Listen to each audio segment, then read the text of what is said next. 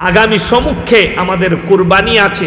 আল্লাহ আমাদের সকলকে কুরবানি ঈদুল আজহা আদায় করার তৌফিক দান করুক, বলুন আমিন। গোশত কাটতে বসেছেন, কাটতে কাটতে ভালো খান্ডাটা লুঙ্গির তলায় চলে গেল, ওইটাকে কুরবানি করতে হবে। চামড়া যদি 100 টাকা বলে, চামড়াটা পুঁতে দিবেন, দিয়ে পকেট থেকে 50 টাকা চাঁদা দিয়ে 500 টাকা দিবেন। কথাটা বুঝতে পারেননি? এ বললে আমাদের ওজন ফোজন করার দরকার নেই, 3টে ভাগ করে নে।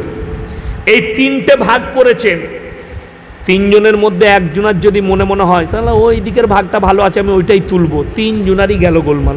কোনো অমুসলিম, আদিবাসী হোক, যে কোনো জাতির হোক, আপনার ঘরে যদি মাংস নিতে আসে কুরবানির দিনে, অনুরোধ করে বলে যাচ্ছি মাংস দেওয়া জায়েজ আছে। মশলাটা ভালো করে শুনবেন, মাংস দেওয়া জায়েজ আছে, কিন্তু এখন হালতের পরিপ্রেক্ষিতে, দেশের অবস্থার পরিপ্রেক্ষিতে বর্তমানে দেওয়া যাবে না।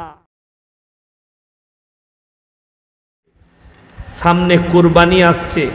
আমাদের যে হাজী সাহেবরা, আজকে কত তারিখ? 11 তারিখ। 9 তারিখ থেকে ফ্লাইট উড়তে শুরু করে দিয়েছে হাজী সাহেবদের। প্রথম ফ্লাইট চলে গেছে 9 তারিখে, এরপরে জানি না আরও রুটগুলো আছে। যে সমস্ত দেশ বিদেশ থেকে হাজী সাহেবরা মক্কায় একত্রিত হচ্ছে, আল্লাহ তাদের সকলের হজকে কবুল করুক, বলুন আমিন। আল্লাহ তাআলা তাদেরকে সহি সালামত রাখুক, তাদের পরিবারের কাছে হজ, ফরজ হজ আদায় করার পরে তাদেরকে আল্লাহ বাড়িতে ফিরিয়ে দেখ। আগামী সম্মুখে আমাদের কুরবানি আছে। আল্লাহ আমাদের সকলকে কুরবানি ঈদুল আজহা আদায় করার তৌফিক দান করুক, বলুন আমিন। কুরবানি শব্দর অর্থ হচ্ছে ত্যাগ। ত্যাগ, কোন জিনিস ত্যাগ করবেন? অহংকার, লোভ, লালসা। আপনার মধ্যে অহংকার আছে, লোভ আছে, লালসা আছে, হিংসা আছে, বিদ্বেষ আছে, এইটাকে আপনাকে কুরবানি করতে হবে। এইটাকে কুরবানি করতে হবে আপনাকে। এই কুরবানিটার নাম হচ্ছে কুরবানি, এই ত্যাগটার নাম কুরবানি। গোশত কাটতে বসেছেন, কাটতে কাটতে ভালো খান্ডাটা লুঙ্গির তলায় চলে গেল, ওইটাকে কুরবানি করতে হবে। হ্যাঁ, 3 বন্ধু মিলে কুরবানি দিচ্ছেন, ভালো করে মশলাটা শুনে যান। 3 জন মিলে কুরবানি দিয়েছেন, ক্লোজ বন্ধু। দিয়ে বললে আমাদের ওজন ফোজন করার দরকার নেই, 3টে ভাগ করে নে। এই 3টে ভাগ করেছেন, 3 জনের মধ্যে একজনের যদি মনে মনে হয় সালা ওই দিকের ভাগটা ভালো আছে, আমি ওইটাই তুলবো, 3 জনারই গেল গোলমাল। ওই জন্যে যদি 100 গ্রাম কলজে থাকে, 3 ভাগ করুন ওজন করে। 100 গ্রাম, যেন কারুর মনে কোনো খটকা না থাকে, এমনভাবে ভাগ করতে হবে। আর 2 নম্বর, সমাজের পরিস্থিতি, দেশের পরিস্থিতি নাজুক, ওই হিসাবে আমি অনুরোধ করে যাচ্ছি, আপনার দরজায় বকরা ঈদে আপনি গরু কুরবানি দিবেন, লুকিয়ে দিবেন, এমন জায়গায় দিবেন যেন অমুসলিম ভাইরা কষ্ট না পায়, আপনার গরু জবহতে, আপনার মাংস খাওয়াতে কষ্ট না পায়। সেই জায়গা ঘেরে ফেলবেন। যেখানে আপনি জব করবেন, ময়লাগুলো কোনো জায়গায় গর্ত করে ফেলে দিবেন, হাড্ডিগুলো এক জায়গায় জমা রাখবেন, কিনতে এলে বিক্রি করে দিবেন, না হলে গুঁড়ো করে আপনার মাঠে ছড়াবেন, ছাড়ের কাজ আসবে। 2 নম্বর, কোনো অমুসলিম, আদিবাসী হোক, যে কোনো জাতির হোক, আপনার ঘরে যদি মাংস নিতে আসে কুরবানির দিনে, অনুরোধ করে বলে যাচ্ছি মাংস দেওয়া জায়েজ আছে। মশলাটা ভালো করে শুনবেন, মাংস দেওয়া জায়েজ আছে, কিন্তু এখন হালতের পরিপ্রেক্ষিতে, দেশের অবস্থার পরিপ্রেক্ষিতে বর্তমানে দেওয়া যাবে না। যদি কেউ খেতে চায়, আপনি বসুন, বাড়িতে রান্না হচ্ছে, তাকে 1 বাটি মাংস খাইয়ে দিন। যদি বলেন হুজুর কেন দেওয়া যাবে না, উদাহরণ দিচ্ছি। আপনি একজন আদিবাসী ভাই, সে মদ খেয়ে আছে, নেশা করে আছে, তার চিকচিকিতে আপনি মাংস দিলেন, সে যাচ্ছে, তার চিকচিকিটা ফেটে মন্দিরের সামনে পড়ে গেল, সে মাতাল, সে আর ওটা নিল না, পালিয়ে গেল। এদের মনে কোনো অশুভ লোক বলে দিলে এটা মুসলমানরা ফেলে গেছে, একটা দাঙ্গা সৃষ্টি হলো, এই হিসাবে আপনি দিবেন না। আপনি যদি মনে করেন ছেঁচড়া পর্দাগুলো দিয়ে দিই, তারালি গিয়ে মদ পান করবে, সেটাও দিবেন না। তাকে বলবেন ভাই এক বাটি মাংস খেয়ে যাও। দেশের পরিস্থিতি খুবই খারাপ।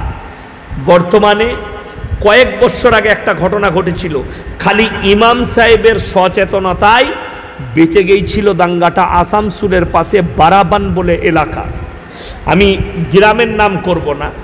মসজিদের ইমাম তাহাজ্জুদের সময় মসজিদে এসে দেখছে কোনো অশুভ লোক শুয়োরের মাথা কেটে মসজিদে ফেলে দিয়ে গেছে।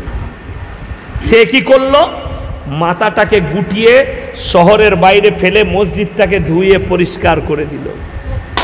গ্রামের কোনো লোক মুসল্লি আর জানতেই পারলো না ঘটনা ঘটেছে। এই ঘটনা 10 বছর হয়ে গেছে বলে আমি আজকে প্রকাশ করছি, আর এই ঘটনার অস্তিত্বও নাই। কি বুঝলেন? দ্বিতীয় নম্বর, কে করেছে? এইটার দ্বারা হিন্দু মুসলিম ভাইদের মধ্যে ভাইচারা শেষ, আমাদের মধ্যে যুদ্ধ, আমাদের মধ্যে লড়াই। ইসলাম এটা কখনো চাই না।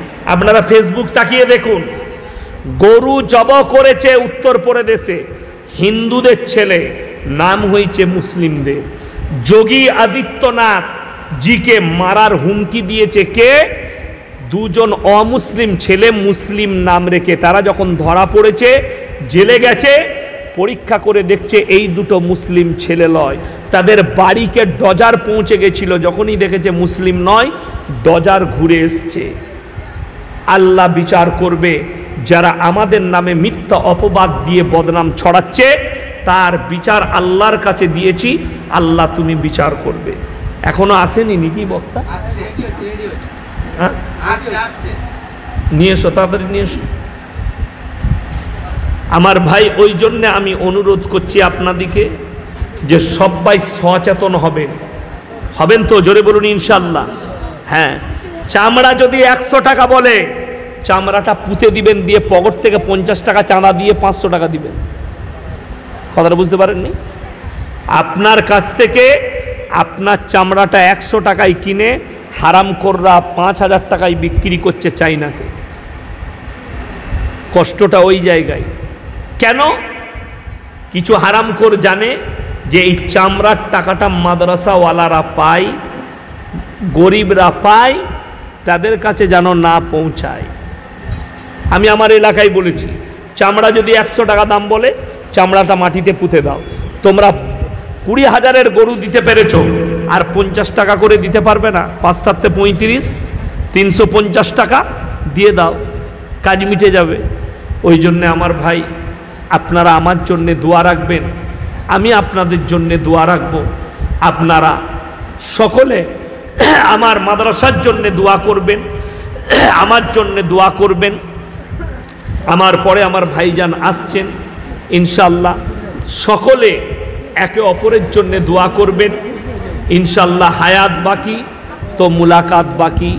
সবাই ইনশাল্লাহ দোয়ায় ইয়াদ রাখবেন, উম্মতে মুসলিমার জন্যে দোয়া করবেন। বর্তমানে মুসলমানদের উচিত প্রত্যেক দিন ফজরের নামাজের নয়, 5 ওয়াক্তের নামাজের পরে দোয়া করা গাজা ফিলিস্তিনের নিরীহ মুসলমানের জন্যে।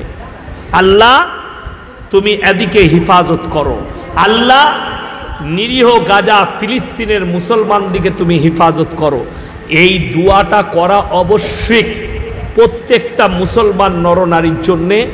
এই দোয়াটা 5 ওয়াক্তের নামাজে আপনাদেরকে করতে হবে। 5 ওয়াক্তের নামাজে আপনি দোয়া করবেন, এই দোয়া আপনাকে অবশ্যই করতে হবে। খাস করে গাজা ফিলিস্তিনের নিরীহ মুসলমান, 35,000 শিশু মারা গেছে। হাদিস শুনেলেন, যারা মনে করছেন শিশুগুলো মারা গেছে, আল্লাহর কসম করে বলছি, নবীজির হাদিস, যখন কোনো বাচ্চা ছেলে মারা যায়, আল্লাহ তাকে জান্নাতের বাগিচায় রাখে। জোরে বলুন সুবহানাল্লাহ। কোথায় রাখেন? জান্নাতের বাগিচায়। ওই জন্যে অনুরোধ করে যাচ্ছি, আপনার সন্তান মারা গেলে জানবেন জান্নাতের বাগিচায় আছে। আমার ভাই, সবাই তাকবীর দেন, নারায়ে তাকবীর, নারায়ে তাকবীর। ভাই, হায়াত বাকি তো মুলাকাত বাকি। সবাই দরুদ শরীফ পড়ি, আল্লাহুম্মা সাল্লি আলা